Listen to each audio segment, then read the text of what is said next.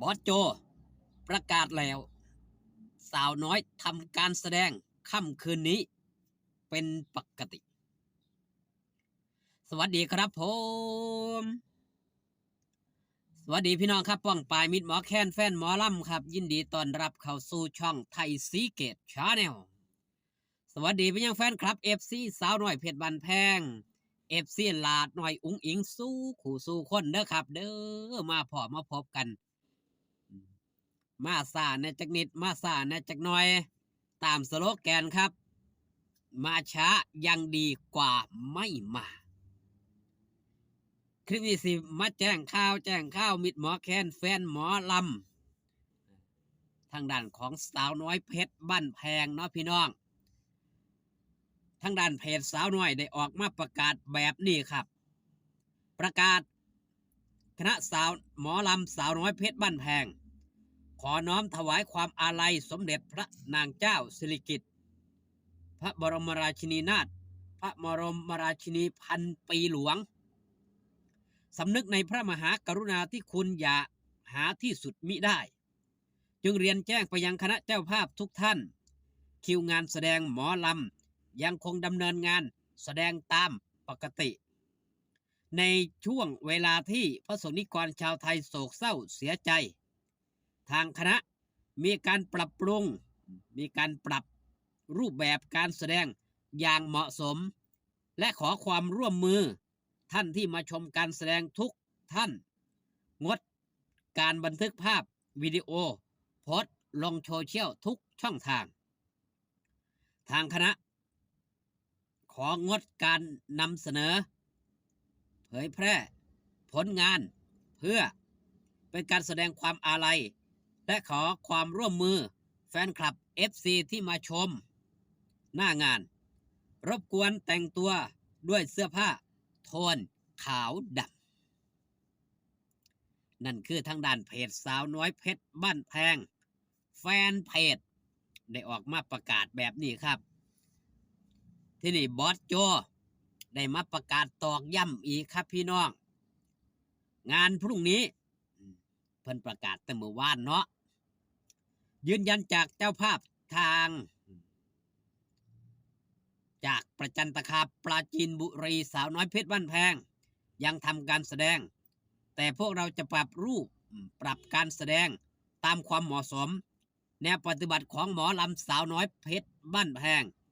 ฉายพระบรมฉายาลักษณ์สมเด็จพระพันปีหลวงเปิดทำการแสดงด้วยการยืนสงบนิ่ง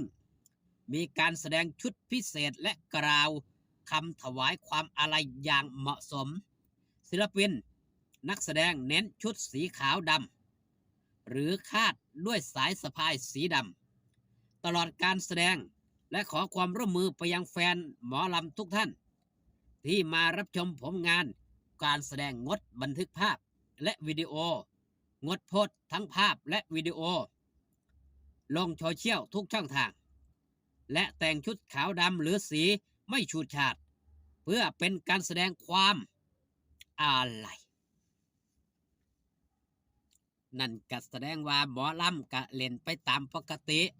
บ่ว่าจะเป็นหมอลำคณะใดก็ตามแต่กับต้องปรับเปลี่ยนรูปแบบ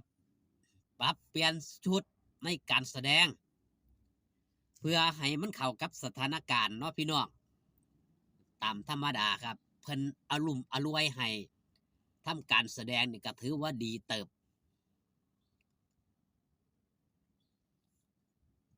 เพราะชีวิตหลากหลายชีวิตในวงหมอลำอย่างสาวหน่อยเพชรบันแพงก็100 200 300ชีวิตเนาะต้องทำมาหากินถือว่านี่ทางรัฐเพิ่นประกาศแบบอารมณ์อรวยเพิ่นก็เห็นใจเนาะผู้ประกอบการธุรกิจทางด้านความบันเทิงต่างๆนี่ล่ะเพิ่นก็เห็นอกเห็นใจอันใดพออนุโลมกันได้ก็อนุโลมกันไปแต่อย่าเฮ็ดให้มันเวอร์อย่าเฮ็ดให้มันอลังการปรับเปลี่ยนรูปแบบให้มันเข้ากับสถานการณ์เพื่อแสดงความไว้อาลัยแด่สมเด็จพระราชินีพันปีหลวงหลายผู้หลายคนก็เสียใจครับแต่สิเฮ็ดจังไดได้ ในเมื่อมันเกิดขึ้นแล้วปากท้องก็ต้องทำมาหากินมันก็มีการปรับเปลี่ยนมันก็มีการเฮ็ดไปตามรูปแบบตามสถานการณ์ที่มันเกิดขึ้นเนาะพี่น้องหลากหลายคณะก็ต้องปรับก็ต้องเปลี่ยนครับเฮ็ดการแสดงไปตามปกตินี่ละย่างลาน้อยอุ้งอิงนี่เดินทางครับเดินทางจากกูนครับทางนั้นกทมลงบ้านมาได้เครื่องทางแล้วบอกประกาศว่าไอ้ทางด้านกลุ่มเนาะสาวน้อยลงกลุ่มว่าแสดงได้ก็เลยตัดสินใจกลับมาบ้านก่อนมาทั้งศรีสะเกษมือแรงนี่กะมือนี่แล้วครับนี่บ่ได้ไปย่ำแรงหลายสายๆในจักรีจักดอยกับสิบินด่วนอีกละ300-400 กิโลเพื่อไปอำเภอประจันตคามไปทำการแสดงให้มิตรหมอแคนแฟนหมอลำแฟนคลับFCได้เบิงได้แย่งเน้นยังครับเน้นความเรียบง่ายเฮาก็สิบ่ได้เห็นภาพด้านหน้าเวทีในขณะทำการแสดงนะครับเดี๋ยวต่อไปนี้มิตรหมอแคนแฟนหมอลำกะสิบ่ได้เห็นเพราะอะไรยังครับบางเถื่อบางที่เอาภาพมาลงณขณะที่หมอลำกำลังแสดงมันบ่เข้ากับสถานการณ์ที่เฮาไว้อาลัยเพราะในการแสดงของหมอลำมันก็เป็นการบันเทิง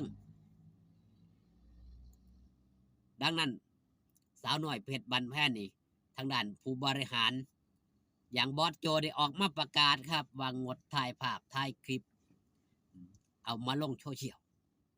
เป็นภาพนิ่งกับหนาสีได้ครับแต่ว่าเป็นภาพเคลื่อนไหวนี่บ่ได้ตามความเข้าใจนะครับคือบ่เอาภาพนิ่งแต่ภาพเคลื่อนไหวนี่บ่ได้เพราะความเคลื่อนไหวหมอหลอกหมอลำเพิ่นกัดแสดงไปตามที่เพิ่นได้รับบทได้รับบาทมาเนาะมันก็บ่ได้ว่าไอ้โศกเศร้ามันเป็นการสร้างความบันเทิงมันก็บ่สามารถที่สิเอามาลงณสถานการณ์ปัจจุบันนี้ได้